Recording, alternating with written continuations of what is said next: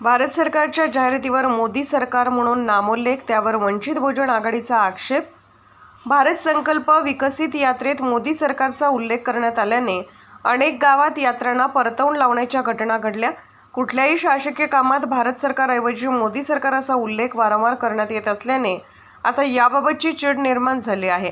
म्हणून मोदी सरकारच्या या जाहिरातीवर वंचित बहुजन आघाडी धुळे जिल्ह्याच्या वतीने आक्षेप घेण्यात आला आहे। आज वंचित बहुजन आघाडी धुळे जिल्ह्याच्या वतीने धुळे जिल्हाधिकारी यांची भेट घेऊन तात्काळ मोदी सरकारचा नामोल्लेख असलेले बॅनर काढण्यात यावे, अन्यथा येणाऱ्या काळामध्ये आम्ही ज्या ठिकाणी मोदी सरकार नावाचे बॅनर असतील त्यांच्यावर काळे फासू असे वंचित बहुजन आघाडीच्या वतीने स्पष्ट करण्यात आले आहे। यावेळी वंचित बहुजन आघाडी जिल्हाध्यक्ष अरविंद निकम यांनी बोलताना सांगितले की आम्हाला भारत सरकार पाहिजे आहे, मोदी सरकार नव्हे।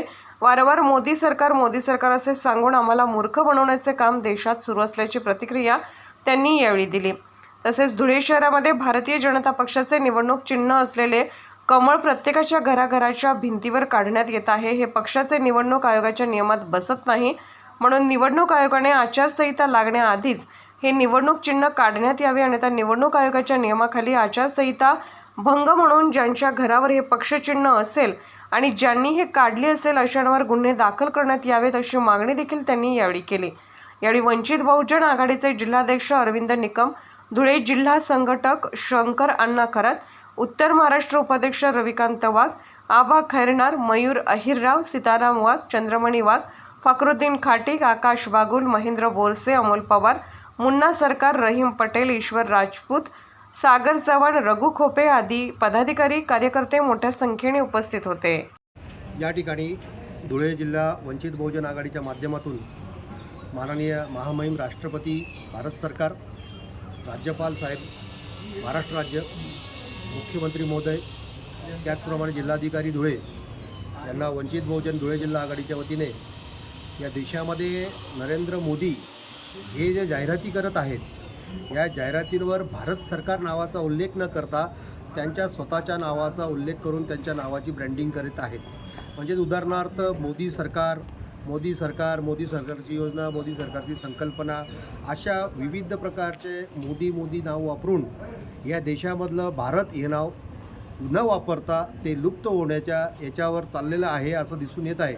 आणि नरेंद्र मोदी हे स्वतःच्या नावाची ब्रँडिंग जनतेच्या पैशातून, जनतेच्या खर्चातून करून घेत आहेत। याला संपूर्ण धुळे जिल्हा वंचित बहुजन आघाडीच्या वतीने आक्षेप घेण्यात आलेला असून या ठिकाणी कलेक्टर साहेबांना निवेदन देण्यात आलं आहे की त्यांनी ते जे मोदी सरकार नावाचे बॅनर किंवा जाहिराती ज्या ठिकाणी वापरले जात आहेत त्या काढून घेण्यात याव्यात, अन्यथा 8 मार्च नंतर वंचित बहुजन आघाडीच्या वतीने ज्या ठिकाणी मोदी सरकारच्या नावाचे बॅनर दिसतील त्या बॅनरांवर नरेंद्र मोदींच्या फोटोला काळं फासण्यात येईल असा इशारा या ठिकाणी देण्यात आलेला आहे।